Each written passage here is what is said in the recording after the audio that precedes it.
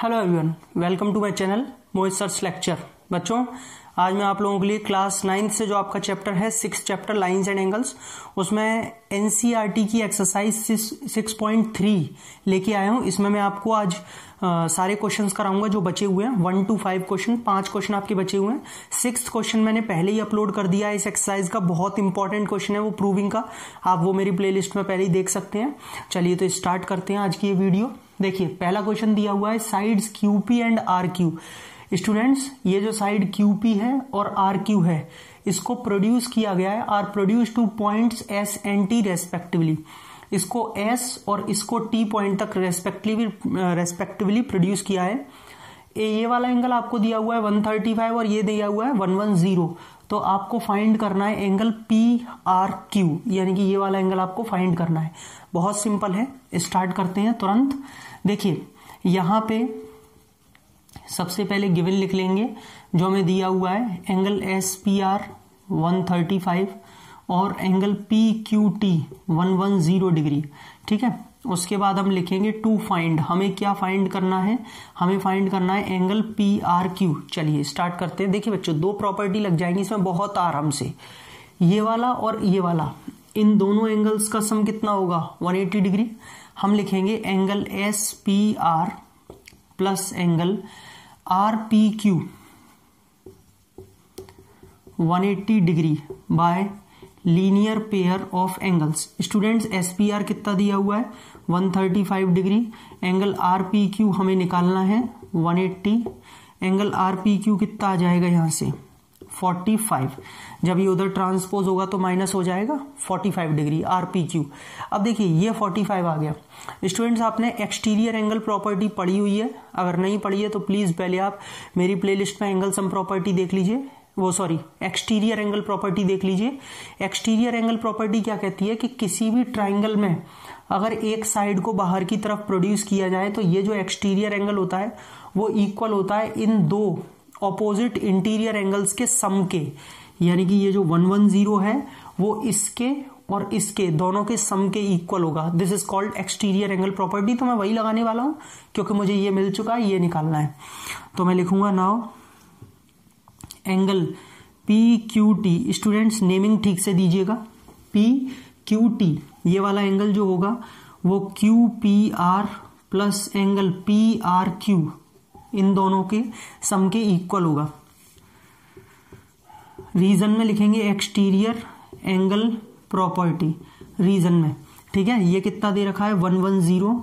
ये Q P are अभी अभी ऊपर निकाला है, ये रहा क्यू पी आर। अब आप कहेंगे तो आर पी क्यू है, एक ही बात है। Q P are, R P Q एक ही बात है। ठीक है, 45 और एंगल पी आर क्यू हमें फाइंड करना है। 45 इधर जाके माइनस हो जाएगा तो students angle P R Q कितना बचेगा आपका? 65 डिग्री। एम आई राइट? 110 में से 40 गए तो 70, 70 में से जी 65। तो एंगल जो पी आर क्यू उन्होंने पूछा था, ये वाला एंगल वो कितना आ रहा है? 65। आई होप आपको समझ में आ गया होगा। देखिए स्टूडेंट्स, ये मैंने क्वेश्चन नंबर 2 लिख दिया है। यहाँ पे आपको बोला हुआ है कि एंगल एक्स 62, आपको एक फिगर दिया हुआ है, ये क्वेश्चन में फिगर दिया हुआ है। एंगल एक्स पूरा यहाँ पे आपको दे रखा है 62 डिग्री। आपसे बोला हुआ है एंगल एक्स वाई जेड 54, ये कंप्लीट एक्स वाई जेड आपको दिया हुआ है 54 degree. Y O and Z O are bisectors of angle X Y Z and X Z Y. यानी कि जो ये वाई ओ और जेड ओ हैं, जेड ओ, वो बाइसेक्टर्स हैं किस किस एंगल के? एंगल वाई और एंगल जेड। मतलब मैं ये कह सकता हूं ये वाला एंगल इसके इक्वल है और ये वाला एंगल इसके इक्वल है, बाइसेक्टर्स है। ठीक है, find angle O Z Y. एक तो आपको ये वाला एंगल निकालना है ओ जेड वाई, और एक आपको निकालना है वाई ओ जेड, यानी कि ये वाला। ठीक है, कैसे निकालेंगे? बहुत सिंपल है। देखिए, सबसे पहले आप ये देखिए, जब मुझे कंप्लीट ये 62 दिया है और कंप्लीट ये 54 दिया है तो मैं एंगल सम प्रॉपर्टी से एंगल जेड निकाल सकता हूं। मैं लिखूंगा यहाँ पे सॉल्यूशन। अब देखिए, मैं कुछ भी गिवन वगैरह नहीं लिख रहा हूं क्योंकि वो बार बार टाइम वेस्ट होता है। आप सब जानते हैं, पहले गिवन, फिर टू फाइंड, फिर जो करना होता है वो करते हैं। तो मैं सीधे सीधे यहां से लिखूंगा in triangle X Y Z. इसमें हमने क्या लगाया है? Angle X, angle Y, angle Z is equals to 180 degree by angle sum property. Angle X की जगह 62, ठीक है, एंगल Y की जगह 54 और एंगल Z में पूरा यहां से निकालूंगा, कितना हो जाएगा स्टूडेंट्स 116। तो यहां से अगर मैं एंगल Z निकालता हूं तो ये उधर जाके माइनस हो जाएगा, कितना बचेगा 64 डिग्री। तो एंगल Z मेरे पास आ गया 64। नाउ अब मुझे लेकिन निकालना तो एंगल OZY है, OZY, ठीक है। पूरा OZY क्या होगा, हाफ होगा एंगल Z का। क्यों? क्योंकि OZ is the angle bisector. क्योंकि ये मैं नहीं बोल रहा हूं, क्वेश्चन ने दिया हुआ है कि OZ जो है ना, ये वाला ZO, ये एंगल बाइसेक्टर है, तो ये दोनों एंगल इक्वल होंगे, यानी कि हाफ होगा एंगल OZY पूरे एंगल Z का। OZY हाफ ऑफ, और स्टूडेंट्स एंगल Z ऊपर हमने 64 निकाला हुआ है, तो ओवरऑल आ जाएगा 32, यानी कि ये मेरे पास यहाँ पे एंगल आ चुका है 32 डिग्री, ठीक है। अब आगे बढ़ते हैं। अब मुझे निकालना है एंगल YOZ बीच वाला। तो अगर मेरे पास ये एंगल और आ जाए OYZ, ये वाला OYZ, तो मैं तीनों में एंगल सम प्रॉपर्टी लगा लूंगा। अब देखिए यहाँ पे एंगल OYZ जो आप देख रहे हैं वो हाफ होगा एंगल Y का, ठीक है ना। एंगल OYZ ये वाला एंगल हाफ होगा पूरे इस एंगल Y का। क्यों? क्योंकि since YO is the angle bisector, क्योंकि जो ये YO है वो एंगल बाइसेक्टर है, तो एंगल OYZ हाफ ऑफ, और ये एंगल Y मुझे 54 दिया हुआ है, ये रहा एंगल Y 54, ये रहा। तो यहां से ये आ जाएगा 27, तो OYZ आ गया ये वाला 27 डिग्री। बहुत सिंपल है। इसके बाद जैसा कि मैंने अभी आपको टारगेट सेट करवाया कि अगर मेरे पास वो एंगल मिल जाता तो मैं तीनों में क्या लगा देता, एंगल सम प्रॉपर्टी लगा देता। तो देखिए ट्राइंगल को मेंशन करेंगे, in triangle YOZ angle YOZ angle OYZ plus angle OZY, तीनों का सम 180 degree, angle sum property. Angle YOZ हमें फाइंड करना है, OYZ हमने निकाला है, ये रहा 27, और हमने OZY वो रहा 32 डिग्री। एंगल YOZ, ठीक है, कितना हो जाएगा 59 जब उधर जाएगा तो एंगल YOZ कितना आ जाएगा 121। तो स्टूडेंट्स ये लीजिए YOZ आ गया 121, और एक जो हमें OZY निकालना था वो हमारा यहाँ पे आ गया। हमसे यही दो एंगल्स इसने फाइंड करवाए थे। तो ये आपका क्वेश्चन नंबर 2 का पूरा सॉल्यूशन है। आई होप आपको क्लियर हो गया होगा। देखिए स्टूडेंट्स, ये मैंने क्वेश्चन नंबर 3 लिख दिया है। बोला हुआ है if AB parallel to DE, figure दिया हुआ है बुक में, AB DE के पैरेलल है। आपसे कह रहा है एंगल BAC, ये वाला एंगल 35 है, CD ये वाला 53 है। आपको एंगल DCE फाइंड करना है। DCE कौन सा एंगल है, ये वाला। अब देखिए बहुत सिंपल है, जब ये लाइन इसके पैरेलल है, ये एक ट्रांसवर्सल है, तो ये वाला ऑल्टरनेट इंटीरियर एंगल से इसके इक्वल होगा। कर देता हूं, गिवन टू प्रूव नहीं लिख रहा हूं, सॉरी टू फाइंड नहीं लिख रहा हूं, आप लिख लीजिएगा। आपको कैसे लैंग्वेज लिखनी है, AB parallel to DE and AE is a transversal. सही है, ये इसके पैरेलल है AB DE के, और ये एक ट्रांसवर्सल है, तो ये वाला जो एंगल है वो इस वाले एंगल के इक्वल होगा। यानी कि therefore angle BAE is equals to angle AED, alternate interior angles. तो यहां से आपके पास एंगल AED निकल के आ जाएगा 35, AED। अब मैं आप लोगों से एक चीज और पूछना चाहूंगा कि एंगल AED और एंगल CED में कोई फर्क है? कुछ भी फर्क नहीं है। AED बोलिए तब भी यही एंगल आ रहा है, CED बोलिए तब भी यही एंगल आ रहा है, तो मैं इसको CED लिखूंगा। अब आप बोले क्यों, ऐसा क्यों? क्योंकि मुझे थोड़ी देर में जब इसमें मैं एंगल सम प्रॉपर्टी लगाऊंगा तो नेमिंग CED जाएगा, इसीलिए मैंने इसे पहले ही चेंज कर लिया। ऐसा नहीं है कि गलती कर दी, बाद में करते, इससे पहले ही कर लीजिए। देखिए now in triangle CED, triangle को मेंशन किया, CED में लगा रहे हैं हम angle CED plus angle CDE plus angle DCE 180 angle sum property. यही तो तीनों नाम लिखे जाएंगे, देख सकते हैं स्टूडेंट्स। एंगल CED हमने ऊपर से निकाला है 35, एंगल CDE हमें पहले से दे रखा है 53, और ये हमें DCE निकालना है, देख सकते हैं आप, फाइंड में यही है 53, और ये कितना हो जाएगा 88 डिग्री हो जाएगा। वैसे तो मैंने कैलकुलेशन सही की है, गलती हो जाए तो थोड़ा एडजस्ट कर लीजिएगा 8 और 8, ठीक है, उधर जाके माइनस हो जाएगा। तो DCE कितना बचेगा आपका यहाँ से 92 डिग्री, ठीक है, DCE आ जाएगा 92 ही आएगा ना, 92, हाँ सही है, ठीक है। तो DCE एंगल आ जाएगा आपका यहाँ से 92 डिग्री। तो आई होप आपको ये थर्ड वाला समझ में आ गया होगा। देखिए ये मैंने क्वेश्चन नंबर 4 लिख दिया है। यहाँ पे आप देख पा रहे हैं, आपको दिया हुआ है if lines PQ and RS, ये जो लाइन है PQ and RS intersect at a point T point पर इंटरसेक्ट कर रही है, सच दैट, इस तरीके से कि angle PRT is equal to 40, PRT ये रहा 40 डिग्री दिया है, एंगल RPT 95 दिया हुआ है, एंगल TSQ 75 डिग्री दिया हुआ है। आपसे पूछा है SQT कितना होगा, ये वाला एंगल, ठीक है। देखिए आप ये मत समझ बैठिएगा कि ये लाइन इसके पैरेलल है, कहीं बोला नहीं है, पता चला कहीं आप ऑल्टरनेट इंटीरियर एंगल लगा दें इसमें ठीक है। कैसे करेंगे, बहुत सिंपल है।